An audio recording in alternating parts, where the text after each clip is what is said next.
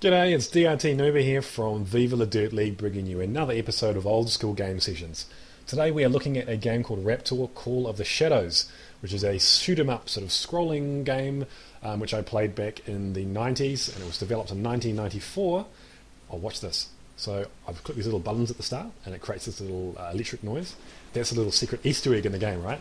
And if you click it before each level, you can get bonus enemies, which give you a whole heap of extra money.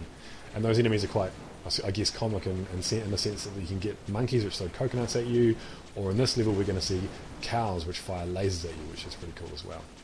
Okay, so it was created by Cygnus Studios back in 1994. And Cygnus Studios doesn't exist anymore because they became Mountain King Studios, but they haven't made a lot of other games of note, apart from a game I played called Galactics, which is another side-scrolling shoot-'em-up, back my very first computer, in fact, so it was older than Raptor.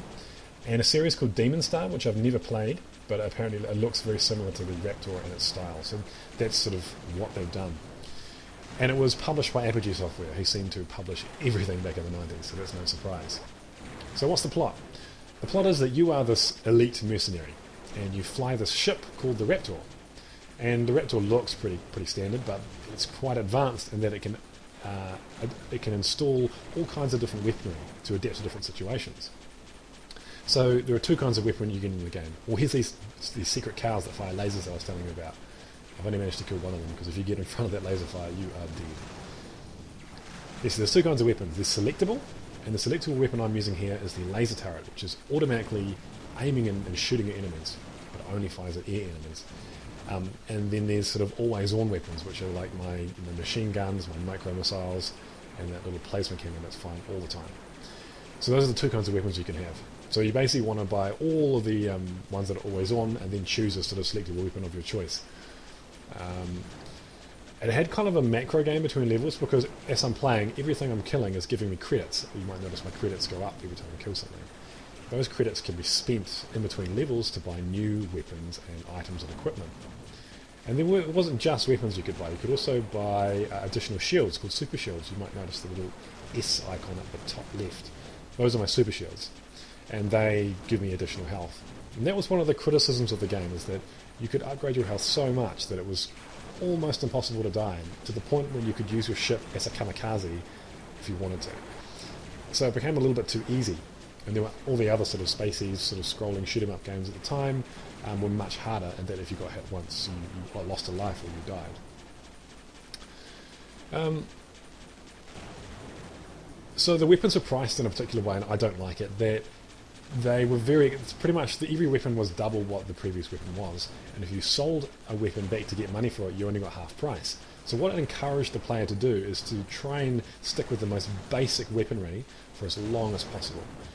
So it kind of like, it took away from that sense, it took away from being able to explore and try different weapons, because you just didn't want to.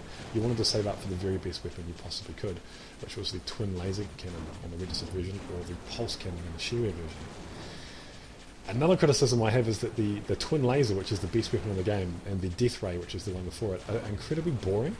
I think they could have been a little bit more creative, because it's the ultimate weapon. You spend all this money saving up for it, and it's just this laser cannon. I'm sure it's powerful, but it's very boring. What else? So like I said, there was the Easter egg at the start where you could click those three chevrons and it would create extra enemies during the game, which gave you extra money.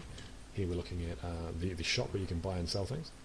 There was another Easter egg where if you change the date of your computer to April 16, which is maybe the release date of the game or the birthday of one of the developers, it would play a different audio track at the start when the Apogee logo came up, which is pretty comic.